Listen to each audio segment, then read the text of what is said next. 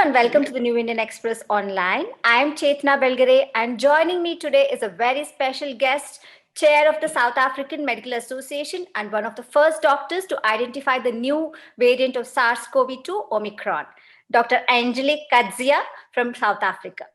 Welcome to our show, Dr. Coetzee. Thank you so much, and it's only an honor and a pleasure to be on your show. Thank you. I hope I can add some value. Thank you so much. First of all, tell us, how did you know that this was not the same strain of the COVID-19 that was already in circulation in South Africa? Very good question. It is all about the clinical picture. There's a difference between the clinical picture of Delta, Beta, and Omicron. When I the first patient that I saw, I actually thought the symptoms are very close to Beta. And I also reported it to the advisory committee of the minister and said, listen, because at that specific day, I saw 7 new patients and all of them more or less the same symptoms, not indicative of Delta. And that worried me because we haven't seen Delta for quite a few weeks. We were out of our 3rd wave.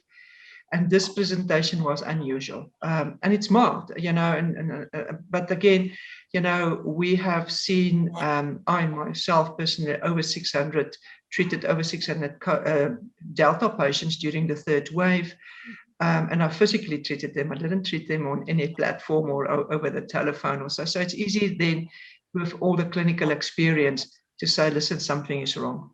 Okay, so what were the clinical symptoms, if you could briefly explain to us? Because what we have noticing here is mainly fever, then followed by cold, cough, and then loss of taste and smell. So these are some of the symptoms what we saw during COVID. Of course, the saturation coming down. So what was different here? So again, very good question. Omicron doesn't have any of that.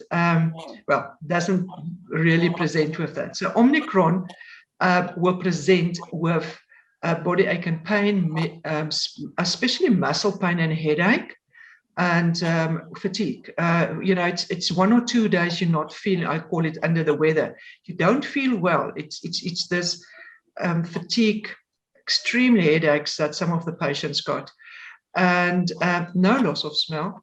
No really temperature. We haven't seen, I think maybe 3 or 4 patients with temperature, but that's not, and it's a very mild temperature. So temperature is not the main feature. Neither is a blocked nose or a terrible cough. Neither is oxygen depletion a problem, or low oxygen levels. So it's very similar to having a cold, except you don't have that intense sore throat, nose, or cough. It's more around the body pain that this Omicron is presenting with the patients. So it's quite easy to miss, isn't it? Very easy to miss. If you don't know what to look out for, you will definitely miss it. And that's why we also said, you know, they tried to close the borders. It's already in all the countries because of the mildness of the symptoms. And the type of symptoms, you know, Delta is, for me, is a very scary variant. You know, Delta kill people. Delta is and it gives you severe symptoms. In primary healthcare level, and I think lots of doctors can attest to this, those patients within 5 to 10 days after you've made the diagnosis, you have to see them back because they tend to deteriorate quite quick and they need oxygen, and you need to be able to give them oxygen in time. Now, for now, at primary healthcare level, we're not seeing any of that. Thank heavens for that. So the second wave, like you said, here, even in India, it was dominated by the Delta variant and caused a major havoc. And now we have Omicron. WHO has recently on Wednesday said Omicron may pose higher reinfection risk, but could be milder than Delta. You are in South Africa and have been looking at the situation there. Could you please tell us, from the day you identified this variant to now, what has been your observation? Is there some data you could share with us? Especially, what is the situation right now? Has it advanced? Is it still the reinfection levels? And what is also the time gap of probably you could first answer to me on the whether you have seen what is the kind of situation right now. Is the number of cases going up, number of admissions going up? What is it? So the number of admissions is slowly rising in the hospitals.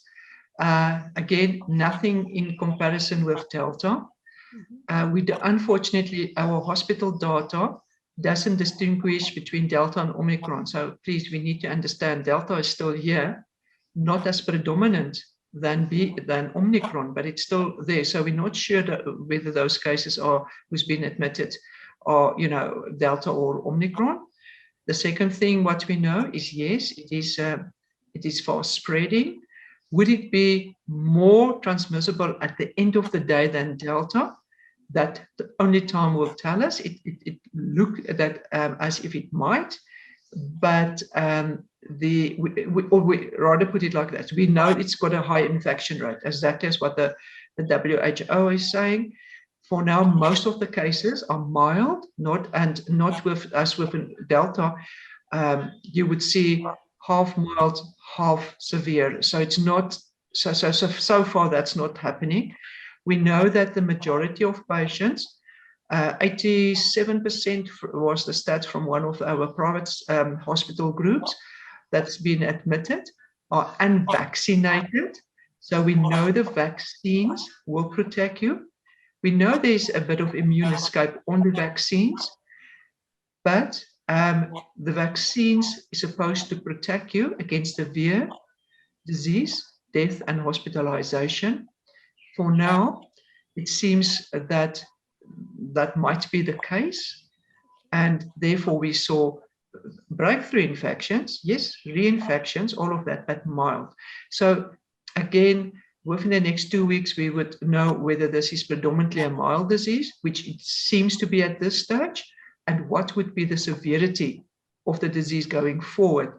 Because your T-cell antibodies, which normally takes about 2 to 3 weeks before we would know whether that protects, especially the unvaccinated older people. That's not in hospital. We still need to wait to see what's going to happen to them. Okay. So now you have seen quite a number of patients with Omicron itself. So you have seen that there is this reinfection amongst the ones who were infected with COVID already, but have not taken the vaccine, and those who have already taken the vaccine plus infected with COVID and now reinfected. So is there anything which you've noticed, the time frame of when the infection had occurred, or the time frame of when they took the vaccines? So is there anything which you could throw some light? As we looked at that data, okay. What we noticed is that the majority was vaccinated between July and end of August.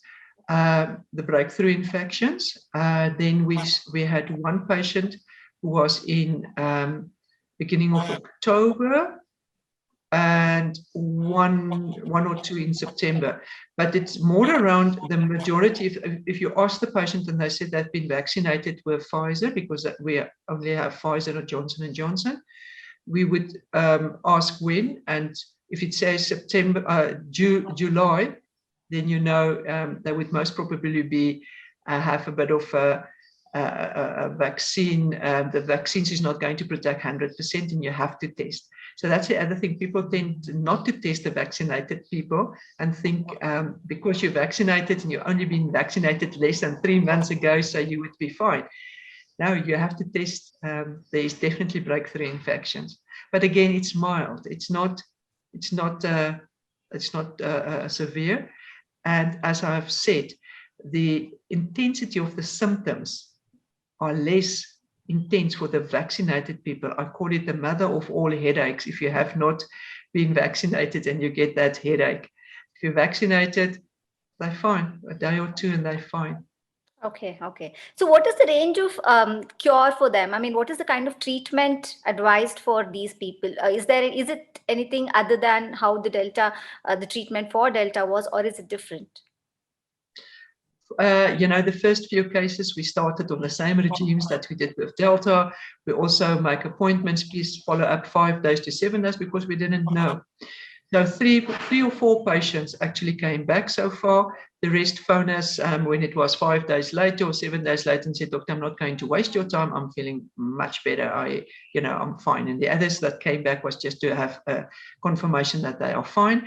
So what do we treat? So the beginning we really treated them like COVID's Delta patients. So at this stage, and I know that a lot of the specialists will say you should not start with cortisone early in the disease, but what we have seen with Omicron, you start with your cortisone, you don't need to have high dosages, and then the only other thing that we prescribe is actually ibuprofen with Panado. It works extremely well for that headache. So we call it Mypaid Forte in South Africa. So we prescribe that as well as cortisone, low dosage of cortisone, and it works. We don't even prescribe anything else except for the children. The children, I'm still a bit wary of. I will, if it's a child really looking sick and sitting, but no need for hospitalization, and they're not sick for longer than 48 hours, I will add Tamiflu. That's a viral tab that I would add, and whether it works or not, I don't know, but the patient gets better. So I'm not going to take a chance on the children. Okay.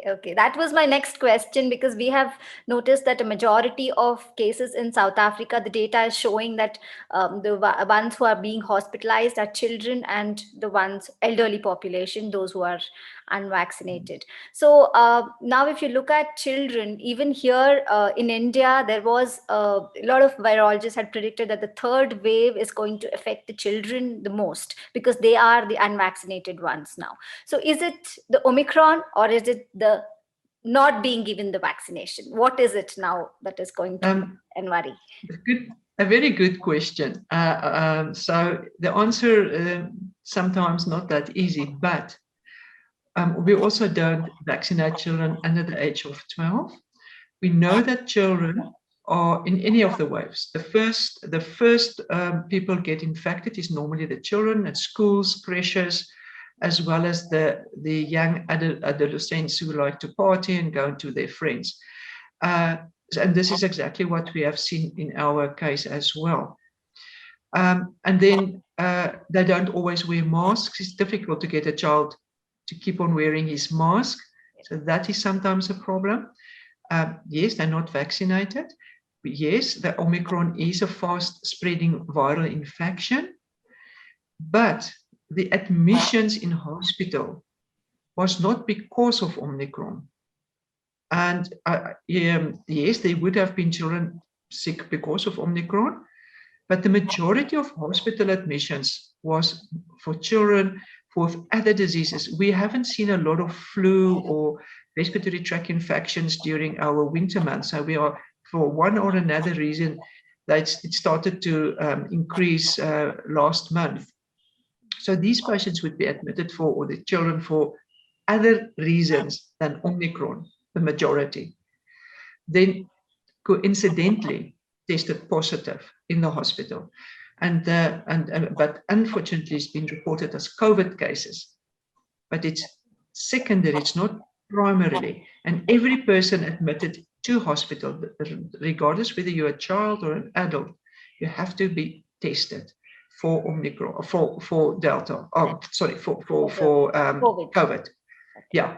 So so there was this real hype around everyone worried about the children. Now that's a normal clinical picture that you will see. And again, if the children were really that much sick and affected in really high numbers, they will normally be coming to the primary healthcare facilities first, and with the minority going through casualties and being directly admitted. And we didn't really see that. So. Okay. That's some relief, I guess. So if we're looking at symptoms in children, are they the same symptoms, the clinical symptoms? What should parents watch out for? Now, this is interesting. The children that I've seen, they present different. They will present with a sore throat. They definitely, that would be the main complaint, the sore throat, and then the mother will tell you the child is not really eating, or fever was the other thing that we have seen with children. It's not the same with adults. I'm 13 years and older. So so that's a different picture. That they look like a flu if you see them, and you have to test. Unfortunately, each and every one you test. Anyone coming in with an upper respiratory tract infection, you have to test. Interesting enough, with Delta, we saw also diarrhea. There's somehow in the day 3 or day 4 they would have diarrhea. There's no diarrhea with Omicron. There is no cytokine storm also in adults, is it? That's what we're waiting to see, and that's where the T lymphocytes and all of that is coming in. We hope that we will have more clarity, because that's the severe cases within the next few days coming from ICU. But it is extremely important that the hospital ICU cases and high care cases, to distinguish between Delta and Omicron. We have to have that data, and we did ask now to get this data better reported out there. Otherwise, we don't know, again, the reason why it's also important is all these new drugs that's been used in ICU. We need to understand whether they are working against Omicron or Delta. Okay. But for now, that data is not really available. What about the monoclonal antibody treatment? Is that being done? Because here in Karnataka, Bengaluru, there was a doctor who had no travel history but found with Omicron, and he was treated with this treatment of monoclonal antibody, and he says he recovered in just a day's time. So, but though he's still testing positive even after 15 days, he's still testing positive for the variant, for the virus. So, do you think it's the treatment which has worked? Or is it? So I really think the treatment can work, but that's also a question that's one of the questions on the list is, what do we know? Would this be helping? And again, it's so important to know, are you treating in ICU? Because remember, for us, it's easy in primary healthcare. The symptoms is easy. The patients are walk-ins, you can speak with them. But once if they are severely ill in ICU, that clinical picture is one of respiratory inflammation, sick patients. You don't have the luxury that we have. So there you have to rely on your PCR test. Is it Delta versus Omicron? Exactly for that same reason, you need to understand what is working. Is the monoclonal antibodies going to work? Is it not? But that is extremely important data. And it's not difficult to distinguish in ICU, because the PCR can distinguish between Omicron and the other variants. Yeah. And then most probably it would be Delta then. Yeah. So the discovery of Omicron variant has caused an alarm across the world. Whether it is necessary, unnecessary is just left to debate, I guess. Several countries have announced a travel ban, and India is also planning to do that. So what is your response on this? Do you think this is necessary? It's not going to help you. It's this virus travels everywhere. By closing your borders is not going to help you. What you need to do is the masks, stay away from crowds, get the people vaccinated. That makes much more sense. Closing your borders is not going to assist you at all. It's not. Unfortunately, the mildness of the symptoms is such that if you're not alert, you're not easily going to see it.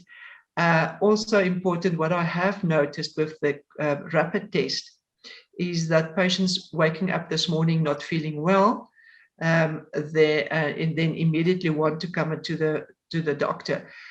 They don't test positive on that the first day. If they, however, had it yesterday and wake up this morning, still feel the same than yesterday, and they then come into the surgeries, the rapid test is if it's then positive, you can accept it's positive. If it's then negative, you will, however, if the symptoms continue, 72 hours later do a PCR. But I haven't really found PCRs turning positive if I have tested the patient more than 24 up until 48 hours after symptoms started. The ones that was false negative was the people waking up this morning and wanting to rush to the doctor or wanting to go and get themselves tested. there I have found that the rapid test might give you a false negative. Oh, so what is the time exactly? Suppose today somebody is feeling sick this morning.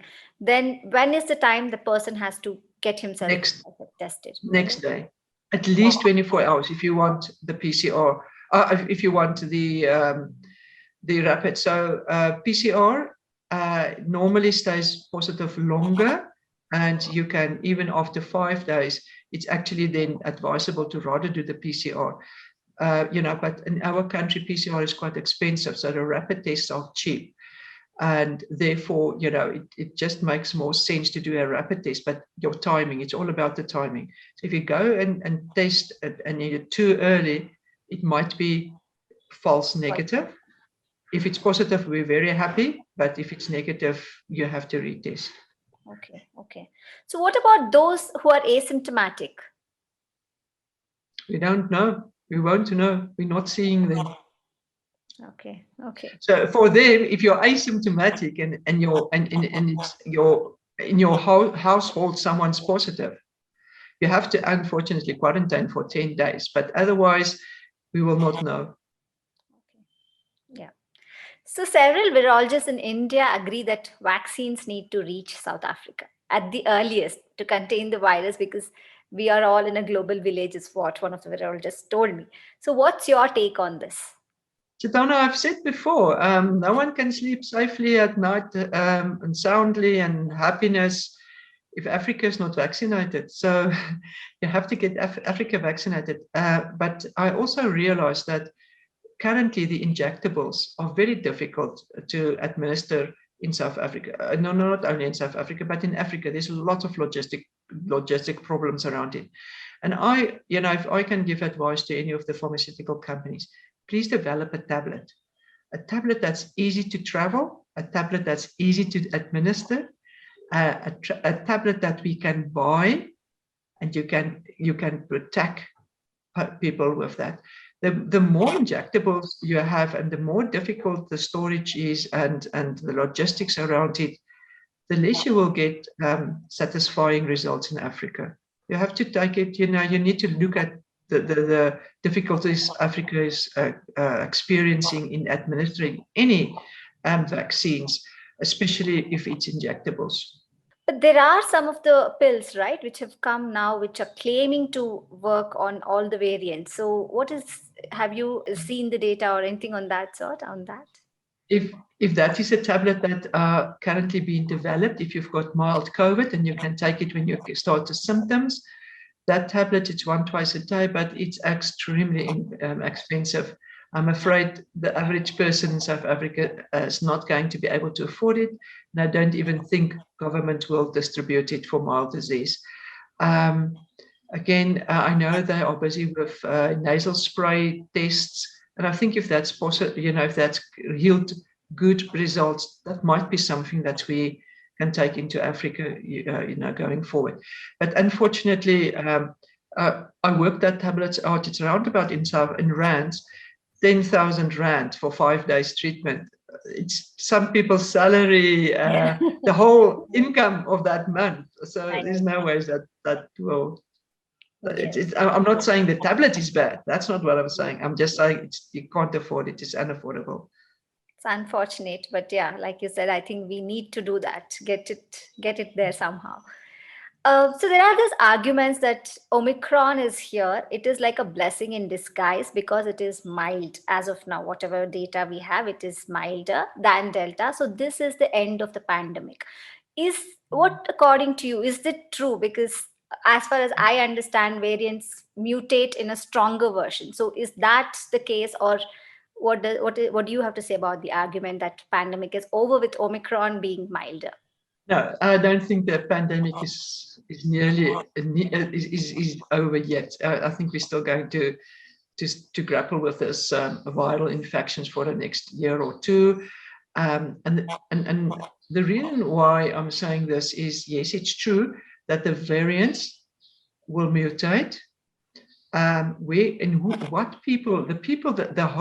bodies that they would choose to mutate would be people unvaccinated with immune compromised disease that's not on any treatment. And there's lots of these people in Africa and in South Africa that's not treated optimally, and for one reason or another has not been vaccinated. So that is the ideal host, because the patient's defense mechanisms or immune system cannot detect the virus, because their CD4 counts are so low. And that's, as I said, a very nice place for the virus to stay. However, it is not in the virus' best interest to kill off people, because then it will die as well.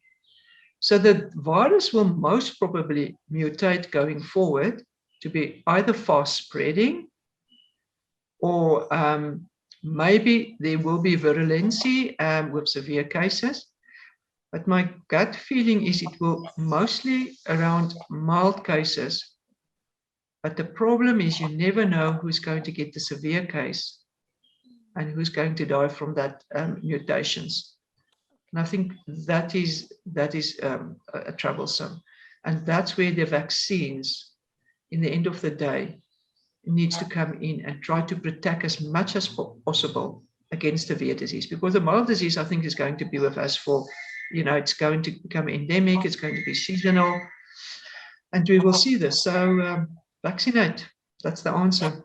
The co-creator of AstraZeneca recently said that the next pandemic is going to be worse. We are still not done with this pandemic. So do you really see a next one coming? Not sure. I definitely see a next wave coming. But and there might be other pandemics. These it all depends. It depends on immune systems. It depends on people's behavior. There's so much variables that needs to be taken into account. Do I think there might be other pandemics? Yes, there might be. We've got Ebola, we had SARS, we've got, we now have COVID, we've got flu. Flu is not causing a pandemic anymore. If you look back at, a few years ago with the Spanish flu and that type of things, flu became endemic. And I think this is most probably what's going to happen. What other virus will come and take over the SARS-CoV? Don't know. Okay. So finally, if you have to summarize, to give us 5 solutions to end this pandemic, what would it be? Vaccinate, boosters, stay away from crowds, wear a clean mask every day, if possible, hand wash, try to have 1.5 meter distance between you and the next person, and then natural ventilation, so important. Not going to help you to close your borders.